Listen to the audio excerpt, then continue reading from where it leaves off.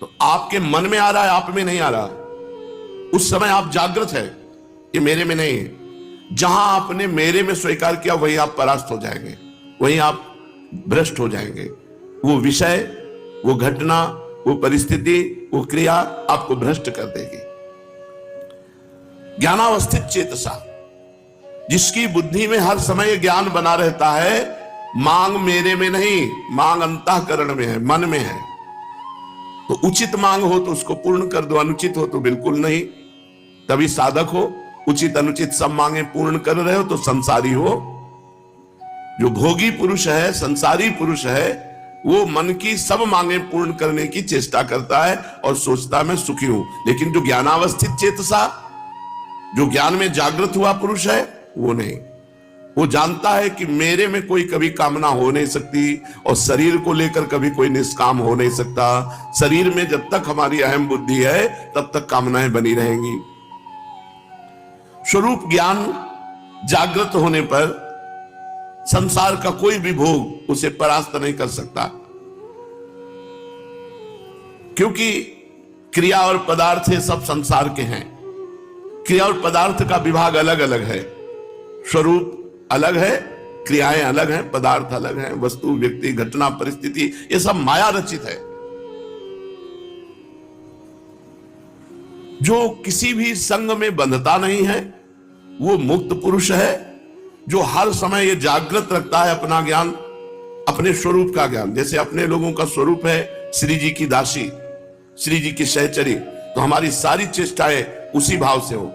अगर शरीर संबंधी भोग की आकांक्षा हो रही है तो शरीर की हो रही, तुम्हारी नहीं हो रही। उसमें जांच करो कौन सा भोग श्री जी को समर्पित करके भोगा जा सकता है और कौन सा नहीं। अगर ये विवेक नहीं रखोगे तो 50 वर्ष हो जाएंगे, भगवत आनंद की अनुभूति नहीं होगी। 50 वर्ष हो जाते हो ऐसे ही सब कोल्हू के बैल की तरह ऐसे चलते चले जा रहे हैं और कोई अनुभव नहीं। जो मन में आया सो कर रहे हैं। यज्ञाचरता कर्म समग्रम प्रविलीयते, यज्ञ के लिए कर्म करने वाले मनुष्य के संपूर्ण कर्म नष्ट हो जाते हैं। जो गत संगस्य है, जो मुक्तस्य है, जो ज्ञानावस्थित चेतसा है, उसके द्वारा जितने कर्तव्य शास्त्र सम्मत कर्म होते हैं वो सब अंतर ध्यान हो जाते हैं। वो ना उसको बांध सकते हैं, ना उसे अगला जन्म दिला सकते हैं। श्री भगवान कह रहे हैं, जो ब्रह्मार्पणम ब्रह्मविर ब्रह्माग्नो ब्रह्मणाहुतम ब्रह्मैवतेन गंतव्यम ब्रह्म कर्म समाधिना, हर चेष्टा ब्रह्मार्पणम मस्तु। जहां ब्रह्म लिखा है वहां भगवद अर्पणम मस्तु। कोई भी तुम्हारी, कोई भी पदार्थ, कोई भी बिना भगवद अर्पण किए हुए प्रयोग नहीं करना चाहिए। चाहे वस्त्र हो, अमनिया, कुछ भी नहीं। ब्रह्मार्पणम अपने हमेशा भक्ति भाव के अंतर्गत लाके कहते हैं, जो अर्पण किया हुआ पदार्थ पाता है उसकी बुद्धि पवित्र रहती है। और जो अनर्पित पदार्थ पाता है, मिला बस खा लिया, आया बस पहन लिया, नहीं। पहले प्रभु को अर्पित करो। पहले प्रभु को अर्पित करके जब आप उसका प्रयोग करेंगे तो ब्रह्मार्पणम है, वो तुम्हारी बुद्धि को परम पवित्र रखेगा। जितने भी तिल, जौ, घी आदि जो भी पदार्थ हैं वो सब ब्रह्म स्वरूप है। जब प्रसाद पाओ तो भगवत स्वरूप मान करके, जो भी है सब भगवत स्वरूप, तो आपकी बुद्धि पवित्र रहेगी। कर्ता भी भगवत स्वरूप, क्रिया भी भगवत स्वरूप, पदार्थ भी भगवत स्वरूप, तो सब स्वयं ब्रह्म रूप हो जाता है, स्वयं भगवत स्वरूप हो जाता है। श्री भगवान कहते हैं, जब तक उपासक, देखो एक बड़ा सुंदर चरित्र अपने क्रम में है। जवान शरीर है, समीप पे वैश्या है, भोग की अवस्था है, एकांत समय है, उनका मन नहीं दिखता। शरीर में कोड़े मारे जाते हैं, भगवान नाम से विमुख करने की बात कही जाती है, उनका मन नहीं दिखता। जब तक हम समस्त आसक्तियों का त्याग कराने वाले भगवान नाम में प्रीति नहीं करते, तब तक सुन भले लो ये स्थिति। हृदय में वो स्थिति आने वाली नहीं है। हृदय में स्थिति तभी आती है जो हमारे अंदर भजन होता है। आप थोड़ा सुनो और डट के भजन करो, देखो आप में स्थिति आ जाएगी। आप बहुत सुनो नानात्मा प्रवचने न लभ्या न मेधया न बहुना श्रुतेन। बहुत सुनने वाले को भी आत्मज्ञान प्राप्त नहीं होता, बहुत प्रवचन करने वाले को भी आत्मज्ञान प्राप्त नहीं होता। जो इसको वर्ण कर लेता है उसको प्राप्त होता है। वर्ण करने का मतलब डट के भजन करो, किसी से संबंध मत रखो। जो पदार्थ मिले शरीर उपयोगी वो भगवान को अर्पित करके बस चुपचाप ले लो, और इंद्रियों के भोग विलास से बचो। ये बहुत प्रपंच है, पूरे जीवन को नष्ट कर देता, पूरे जीवन को नष्ट कर। ये 6 विकार काम क्रोध लोभ मोह मद मत्सर, ये क्रम बाई क्रम आते रहते हैं। कभी नाराजगी आ गई तो क्रोध अपहरण कर ले गया भजन का फल, कभी काम आ गया तो वो भजन का फल, कभी परिवार से मोह हो गया, कभी अहंकार हो गया, कभी लोभ हो गया, कभी ईर्ष्या। यही सब हमारे भजन को ढके रहते हैं। डट के भजन करो तब बात बनेगी। परम पावन चरित्र श्री ठाकुर हरिदास जी महाराज का, वो यद्यपि यवन कुल में प्रकट हुए हैं, पर श्रीमद् भागवत में कहा गया, अहोबत सुपचतो गरीयान यद्विभाग्ये वर्तते नाम तुभ्यम ते पुस्तपस्ते जुहुः सस्नुरार्या ब्रह्मानुचुर नाम गृणन्ति एते। आहा, माता देवहूति जी भगवान कपिल देव जी से कहते हैं, अहोबत स्वपचतो गरीयान। वो स्वपच, वो चांडाल भी गरीयान माने श्रेष्ठ है, जिसकी जिह्वा पर आपका नाम विराजमान है। तेपुस तपस्ते, उसने सारी तपस्या कर ली, शास्त्र स्वाध्याय कर लिया, सब तीर्थ याटन कर लिया, सब कुछ कर लिया, विधिवत हवन पूजन साधन सब हो गया। जिसकी जिह्वा के अग्रभाग पर आपका नाम विराजमान है, वो चांडाल भी सर्वश्रेष्ठ परम पूजनीय वंदनीय है। जिनकी तनिक सी कृपा की कोर के ही कारण ये नाम रूपात्मक संपूर्ण संसार स्थित है, जिनके भ्रूभंग मात्र से त्रिगुणात्मिका प्रकृति अपना सभी कार्य करती है और बंद कर देती है। भ्रकुटी विलास सृष्टि लय हुई। उन अखिल कोटि ब्रह्मांड नायक भगवान के नाम का महात्म का वर्णन बेचारी अपूर्ण भाषा कर ही क्या सकती है। हरिनाम स्मरण से क्या नहीं हो सकता। देखो, भगवान का भजन करना है, पर गत संगस्य, किसी का संग मत करो। मुक्तस्य, हर व्यक्ति वस्तु पदार्थ घटना परिस्थिति से बिल्कुल अलग रहो। ज्ञानावस्थित चेतसा, हर समय चेतना जागृत करते रहो। मैं भगवत स्वरूप हूं, मैं श्री जी की सहचरी हूं, मैं दास हूं, मैं सखा हूं। जो भगवान ने आपको गुरुदेव के द्वारा भाव दिलाया है, उसी भाव से जागृत रहो। हर समय जो भी आप प्रयोग करो, ब्रह्मार्पणम भगवद अर्पण करके, तब नाम का रंग। नाम भी जप रहे हो, मनमानी आचरण भी कर रहे हो, इसीलिए उसका रंग नहीं चढ़ रहा। भगवान नाम जप से कौन सा कार्य सिद्ध नहीं हो सकता। जिसकी जिह्वा को सुमधुर श्री हरि के नाम रूपी रस का चस्का लग गया है, उसके लिए फिर संसार में कोई प्राप्य वस्तु ही क्या है। यज्ञ, योग, जप, तप, ध्यान, पूजा, निष्ठा, समाधि, सभी का फल भगवान नाम में प्रीति होना है।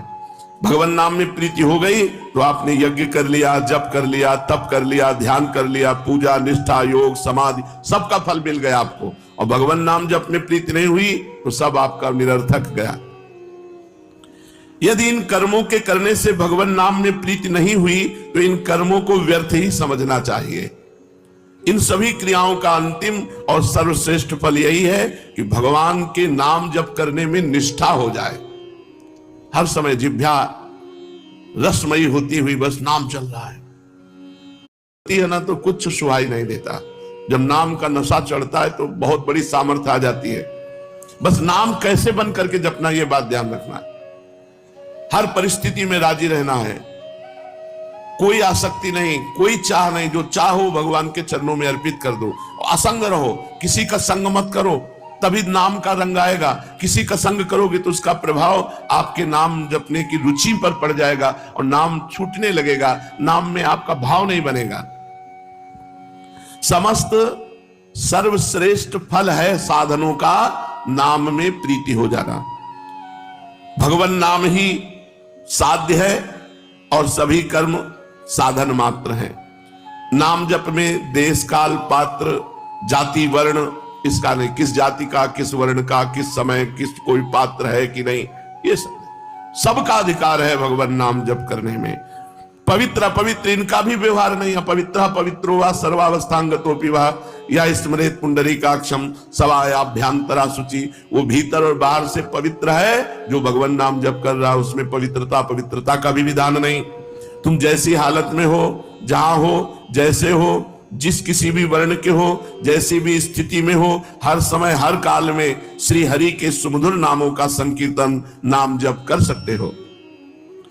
तुम चाहे जितने बड़े पापी हो, कितना भी बड़ा अपराध बन गया हो, नाम जप से पापी मनुष्य भी परम पावन बन जाता है। अत्यंत नीच से नीच भी सर्व पूज्य बन जाता है। सर्व पूज्य हो बत्सो गरियान, गरियान माने सर्वश्रेष्ठ, स्वपच माने चांडाल। नीच चांडाल भी जिसकी जिह्वा के अग्रभाग पे भगवान का नाम है, वो सर्व पूज्य हो जाता है। छोटे से छोटा जगत पूज्य बन जाता है। छोटे से छोटा जगत पूज्य बन जाता है। बुरे से बुरा महान महात्मा बन जाता है। कबीरदास जी कहते, नाम जपत कुष्ठी भलो, चुई चुई गिरे जो चाम, कंचन देह किस काम की, जी मुख नाहि राम। भले रोगी शरीर है, भले निकृष्ट है, कोई छू नहीं रहा, बड़ा गंदा शरीर है, पर मुख में भगवान का नाम है तो जगत पावन करने वाला है। और कंचन के समान देह है और भजन नहीं हो रहा है, वो किस काम का शरीर, नष्ट हो जाएगा, किसी काम का नहीं। वास्तव में मनुष्य अगर स्वरूप की तरफ देखे तो हर समय असंग ही रहता है। असंगोहम पुरुषा, मैं असंग हूं। जो मैं तत्व है वो असंग है। इसके अलावा जो हमारा बंधन हुआ वो यही मैं का आरोप कर लेने से हुआ। ये बात जब तक शुद्ध अंतःकरण नहीं, तब तक हमारी ये बात समझ में नहीं आएगी जो श्री भगवान गीता जी में कह रहे। 2-4 माला जप लेना और भी भगवत कार्य कर लेना, लेकिन साथ में परिस्थिति का भोग करना, व्यक्ति से लगाव रखना, क्रियाओं में कर्तापन होना, घटना में विक्षिप्त हो जाना, ये सब हो रहा है।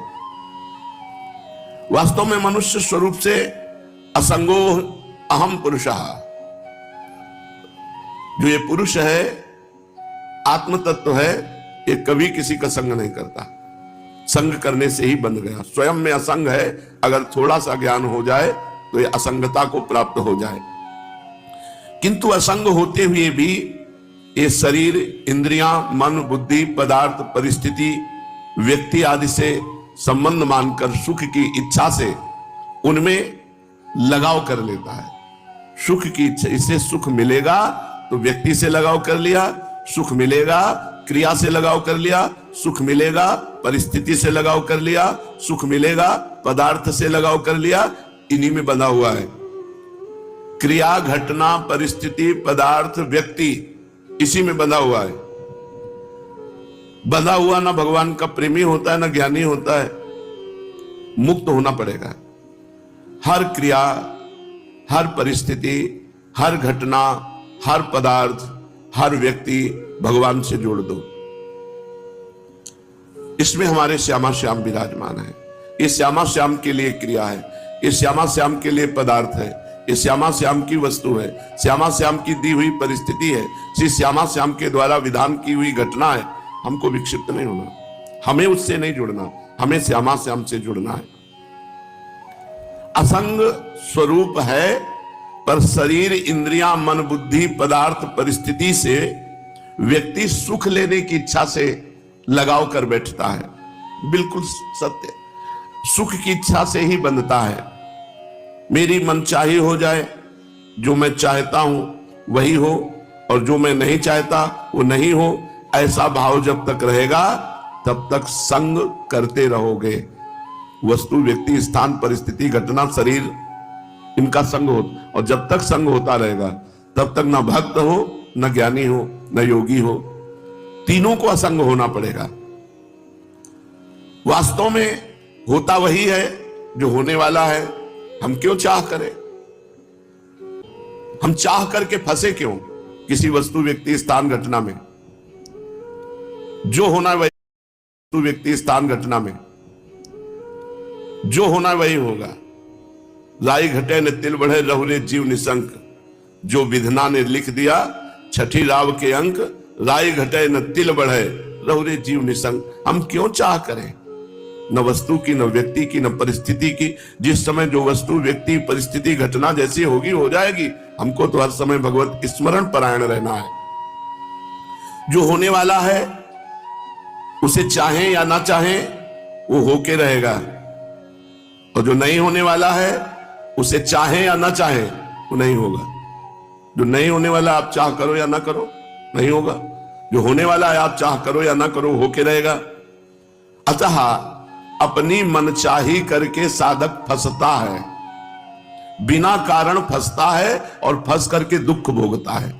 इसलिए उपासक को चाहिए गत संघर्ष, क्रियाओं से, पदार्थों से, व्यक्ति से, वस्तु से, घटना से अपना कोई संबंध नहीं है। ये हर समय ज्ञान जागृत रखे, लेकिन बहुत कठिन है। मुक्तस्य, जो अपने स्वरूप से सर्वथा अलग है, उससे जो संग रहित है उसी को मुक्त पुरुष कहते हैं। स्वरूप से सब कुछ अलग है। अपने स्वरूप के सिवा, अपने परमात्मा स्वरूप के सिवा ये सब मायामय है, ये सब मिथ्या है, सब मिटेगा, सब नष्ट होगा। जो अपने स्वरूप से सर्वथा अलग है, उन क्रियाओं और शरीर आदि पदार्थों से अपना संबंध जो नहीं मानता है, कामना, ममता, आसक्ति पूर्वक उनसे अपना संबंध मान लेने से ही बंध जाता है, पराधीन हो जाता है।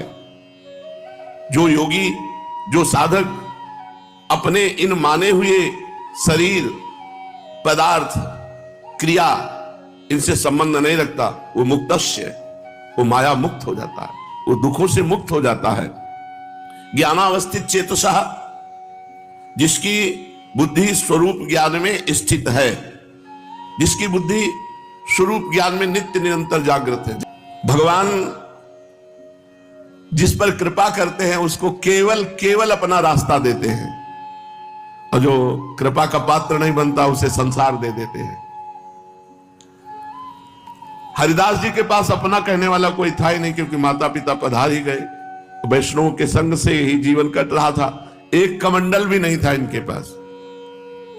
बस ये गांव में भिक्षा मांग लेते, भिक्षा में जो कुछ मिल जाता 24 घंटे में एक बार उसे पा लेते, और हर समय नाम जप करते थे। काफी समय अद्वैताचार्य जी के पास रहे। घर छोड़कर ये वन ग्राम के समीप बेनापोल नाम के घोर निर्जन वन में एक फूस की कुटी बनाई, और वहां अकेले नौ किशोर अवस्था से बेनापोल में एक फूस की झोपड़ी में बस नाम जप कर रहे। अब नाम जप से चेहरे में तेज आता है। अगर शरीर स्वस्थ हो और ब्रह्मचर्य हो और नाम जप करे तो उसके चेहरे पे एक लावण्य होता है, एक आकर्षण होता है, एक खिंचाव होता है। इनके तेज से, प्रभाव से वहां के सभी प्राणी एक प्रकार अलौकिकता का अनुभव करते, शांति का अनुभव करते। जो भी जीव इनके सन्मुख आता वही इनके प्रभाव से प्रभावान्वित हो जाता। ये कितना नाम जप करते थे? 3 लाख। हरे राम राम राम हरे हरे, हरे कृष्ण कृष्ण कृष्ण हरे हरे। 3 लाख नाम जप करते थे, उच्च स्वर से करते थे। भगवान नाम का उच्च स्वर से 3 लाख नाम जाप करते बेनापोल में, फूस की झोपड़ी बनाकर जंगल में। वहां का वातावरण ही बदल गया था। जो जाता उसे शांति का अनुभव होता। प्राणी मात्र की निष्कृति का ये भगवान नाम को ही एकमात्र साधन समझते थे। इससे थोड़े ही दिनों में इनका यश फैल गया। दूर दूर से लोग दर्शन करने आने लगे, बड़ी भीड़ लगने लगी। तो भीड़ लगने में कुछ श्रद्धालु होते हैं तो कुछ अश्रद्धालु भी होते हैं। दुष्ट बुद्धि के लोग भी ये देखने के लिए आए कि भाई क्या है। उनको इनका प्रभाव देखकर असह्य हुआ और अकारण जलने लगे हरिदास जी से और द्वेष मानने लगे। ईर्ष्यालुओं में वहां एक रामचंद्र खां नाम का बड़ा भारी जमींदार था। वो इन्हें भ्रष्ट करना चाहता था, नीचा दिखाना चाहता था। इनके बड़े हुए यश को धूलि में मिलाने की बात सोचने लगा। साधकों को पतित करने के लिए भगवान की माया परोसती है कंचन कामिनी कीर्ति। ये लो भोगो इनको, भगवान का भजन छोड़ो और इनको भोगो। कीर्ति से भी भारी है कामिनी। कामनी का प्रलोभन सर्वश्रेष्ठ तीन में समझा जाता है। कंचन कामिनी कीर्ति में कामनी का सबसे ज्यादा समझा जाता है। रामचंद्र खां ने सोचा इसी प्रलोभन के द्वारा हरिदास जी को भ्रष्ट कर दिया जाए, किंतु उनको क्या पता, सीम की चाप सके को तासु, बड़ रखवार रमापति जासु।